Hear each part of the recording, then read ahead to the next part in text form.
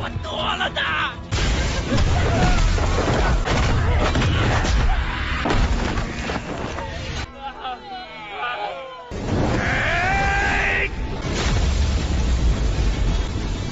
你这是拿玄武成你的修为技艺达到这种程度，好强的气息！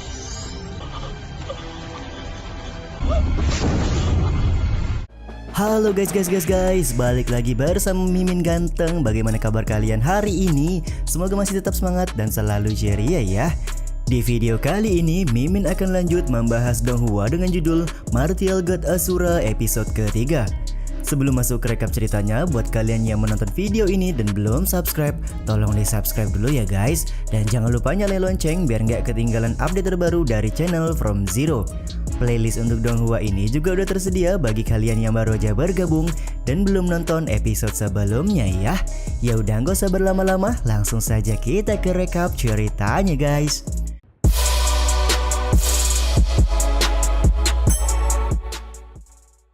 Scene awal diperlihatkan Sumei bersama dengan Bai Long dan Bai Hu mendatangi kediaman Chu Feng untuk kembali mengajak beraliansi. Sumei memberitahukan kalau nyawanya selamat ketika berada di makam tulang kemarin, jadi dia sangat berhutang budi kepada Chu Feng. Sumei yang sangat excited ingin bertemu dengan Chu Feng, dikagetkan dengan Chu Feng yang tiba-tiba saja mau untuk bergabung dengan aliansi Yi yang dia miliki. Bersamaan dengan itu pula terdengar suara Chu Qing yang memberitahu Chu Feng kalau ada sedikit masalah yang sedang dialami oleh Chu Wei. Mereka semua pun akhirnya bergegas menuju lokasi tempat di mana Chu Wei mendapatkan sebuah masalah tersebut. Chu Qing menjelaskan kepada Chu Feng kalau hari ini rencananya murid anggota keluarga Chu yang dipimpin oleh Chu Wei hendak menjalankan sebuah misi. Namun ketika hendak keluar sekte, mereka dihadang oleh cucu dari tetua gendut yang juga menginginkan misi yang sama. Karena Chu Wei menolak memberikan misi tersebut dan tidak cukuplah kuat, cucu dari ketua gendut mematahkan kaki serta merusak dantian Chu Wei yang mana bisa dipastikan kalau Chu Wei sudah tidak bisa berkultivasi lagi. Sontak hal ini membuat Chu Feng sangat kesal dan marah serta hendak memberi pelajaran kepada cucu tetua gendut tersebut. Namun ya di sini Bai Long dan Bai Hu langsung memperingati Chu Feng kalau orang yang menghajar Chu Wei adalah cucu dari tetua gendut, jadi mereka tidak bisa gegabah dalam bertindak.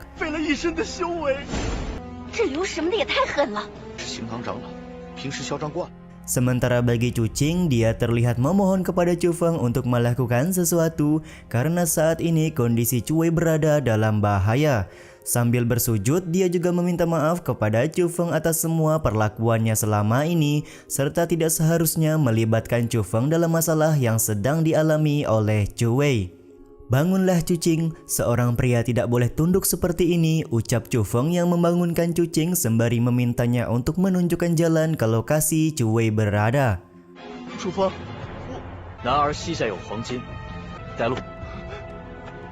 Sementara itu di depan gerbang sekte, cucu tetua gendut masih marah-marah dan menggerutu perihal misi yang hendak diambil oleh Chu Wei.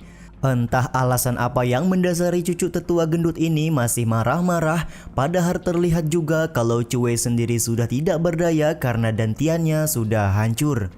Pada saat cucu tetua gendut hendak menggoda salah seorang murid wanita keluarga Chu, tiba-tiba saja Chu Feng datang ke lokasi sembari mematahkan tangan cucu dari tetua gendut ini. Kejadian ini sontak membuat cucu tetua gendut langsung memerintahkan anak buahnya untuk menghabisi Chu Feng sekarang juga. Namun ya tetap saja meskipun jumlah mereka cukup banyak, Chu Feng dengan sangat mudah bisa mengalahkan mereka semua dengan hanya beberapa kali serangan saja.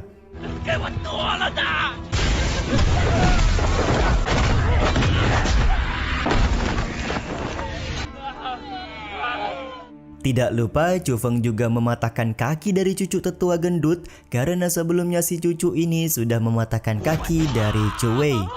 Tiba-tiba saja dari arah lain tetua gendut datang ke lokasi sembari marah-marah karena semua perlakuan yang dilakukan oleh Chu Feng kepada cucu kesayangannya. Apakah Anda buta? Lihatlah kelakuan cucumu yang menghajar sesama murid serta menghancurkan dantian mereka semua, ucap Chu Feng yang merasa kalau tetua gendut tidak bertindak adil. Perkataan di luar Nurul malah dikeluarkan oleh tetua gendut, di mana menurutnya hal yang wajar jika cucunya tidak terkendali karena dia cukuplah muda. Sebagai bentuk kompensasi, dia meminta Chu Feng untuk melepaskan cucunya dan akan melupakan semua masalah yang terjadi pada hari ini. 年纪尚轻，大家出手，本长老保得从今往后衣食无忧。亏你还是行堂长老。 Namun tetap saja Chu Feng kuat dengan pendiriannya, di mana dia merasa harus memberi cucu tetua gendut pelajaran berharga kali ini. Begitu hendak membunuh cucu dari tetua gendut, tiba-tiba saja wanita di dalam tubuh Chu Feng berusaha memperingati agar Chu Feng tidak melakukan hal bodoh dengan menyinggung seorang tetua hari ini. Akan tetapi Chu Feng tidak menghiraukan perkataan si wanita dan tetap memilih untuk melanjutkan aksinya karena dia ingin semua orang tahu kalau dia bisa melakukan apa yang tidak bisa dilakukan oleh orang lain. 是的，我刘家背后可是靠着玄武城。 Tetua gendut kembali memperingati Chu Feng kalau dia dan keluarganya didukung oleh kota Xuanwu. Jadi bagaimanapun jika Chu Feng berani untuk melukai cucunya, sama saja dengan menyinggung pihak kota Xuanwu secara langsung. Tampaknya hari ini aku dan kota Xuanwu memang ditakdirkan untuk bermusuhan satu sama lain, ucap Chu Feng sembari melakukan serangan terakhir kepada cucu tetua gendut. 那看来我是命里注定，大家。 Sumei yang melihat kejadian ini dengan ditemani oleh Bai Long serta Bai Hu langsung pergi guna memberikan laporan kepada tetua suruh mengenai apa yang sudah terjadi di hari ini. Sementara bagi tetua gendut, dia kelihatan sangat marah atas semua perlakuan yang dibuat oleh Chu Feng kepada cucunya. 给废了！我要你死！ Sementara itu di tempat lain, Gong Luyun kembali mendapatkan laporan kalau sekarang Chu Feng sudah mencapai ranah spirit martial tingkat 8. Tentu saja hal ini membuat Gong Luyun kaget, di mana dia juga tahu kalau beberapa hari yang lalu ranah dari Chu Feng ini masih berada pada spirit martial tingkat 5. Karena Gong Luyun juga mendapat informasi di mana Chu Feng menyinggung tetua gendut, dia cukup penasaran bagaimanakah Chu Feng melewati permasalahan ini sendirian. 他要么是在考核时隐藏了实力，他的修武天赋很高啊。是他能不能过了这关。 Sementara itu di sebuah pavilion, tetua gendut bersama dengan rekannya sudah menangkap Chu Feng dan berencana untuk membunuhnya di tempat ini. Pada saat mereka berdua sedang berdebat tentang hukuman apa yang akan diberikan kepada Chu Feng, tiba-tiba saja datang tetua suruh ke dalam pavilion bersama dengan Sumei. 你知道他做了什么？ Tanpa basa-basi lagi, tetua suruh meminta tetua gendut untuk melepaskan Chu Feng karena dia merasa cucu dari tetua gendut memang pantas untuk mendapat sebuah karma dari semua kelakuannya selama ini.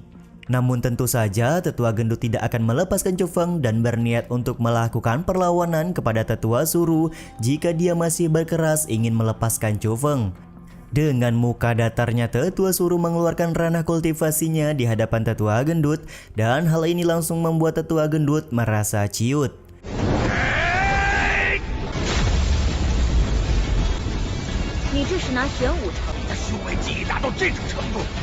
Tetua gendut benar-benar tidak menyangka kalau tetua suruh sudah mencapai ranah seperti sekarang dan merasa heran kenapa tetua suruh masih berada di sekte Qinglong sebagai seorang tetua biasa. Bukan urusanmu untuk menanyakan semua itu, ucap tetua suruh kepada tetua gendut. Pada akhirnya, mau tidak mau tetua gendut melepaskan Chu Feng karena dia juga sadar tidak akan mampu mengalahkan tetua suruh pada ranah kultivasi yang sekarang.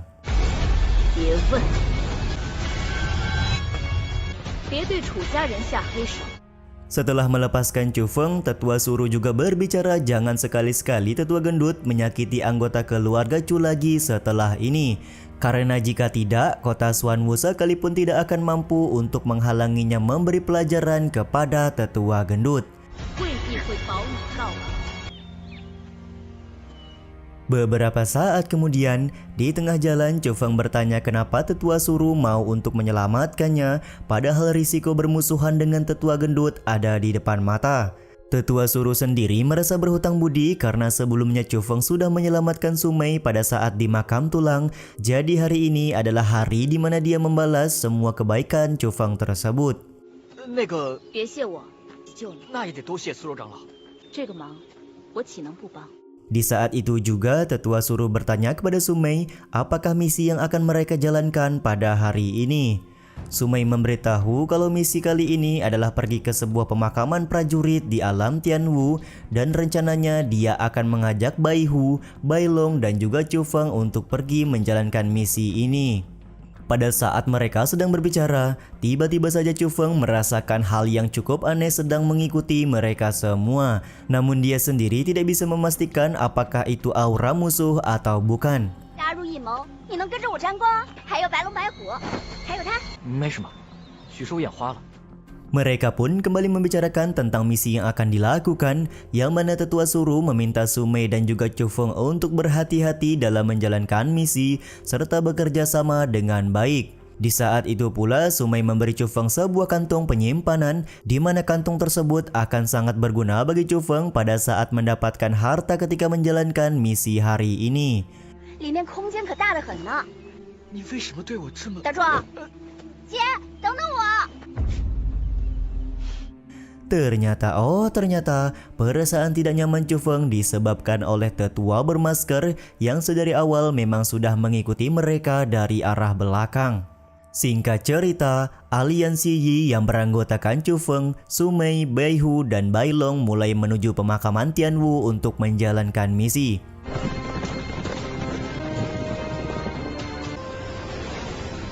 Ketika malam tiba dan mereka semua mulai beristirahat, Chu Feng kembali dihantui oleh perasaan tidak nyaman karena merasa ada yang sedang mengawasi mereka berempat dari kejauhan.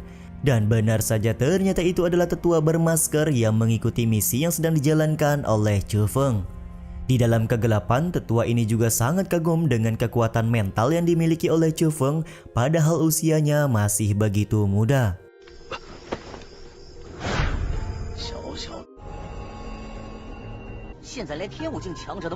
Singkat cerita, Chu Feng dan yang lain sudah sampai di pemakaman Tianwu. Sumei menjelaskan tempat ini memang sudah hancur, namun ada seorang master mental yang menggunakan formasi kuat untuk melindungi tempat ini dan bahkan jika dalam 10 kehidupan tempat ini tidak akan pernah menghilang dari peradaban. Chu Feng pun penasaran master mental seperti apakah yang dimaksud oleh Sumei.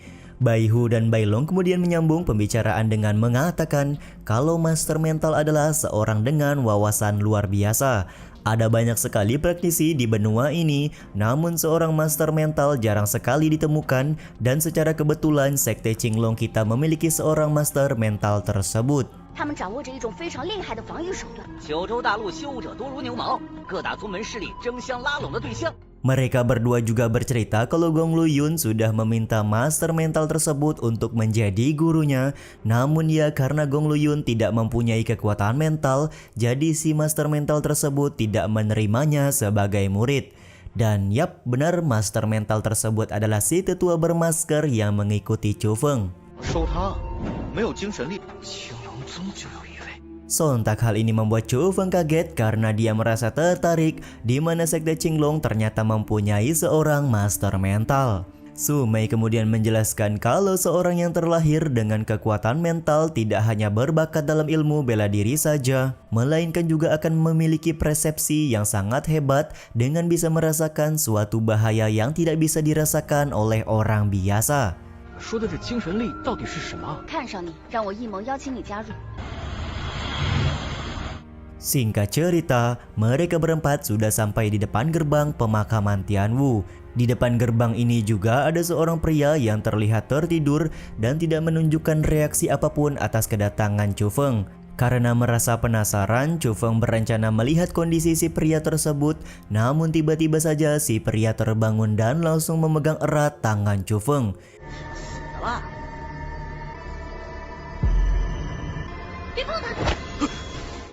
Di saat itu pula Chu Feng langsung tidak bisa bergerak karena kemampuan aneh yang dimiliki oleh pria tersebut.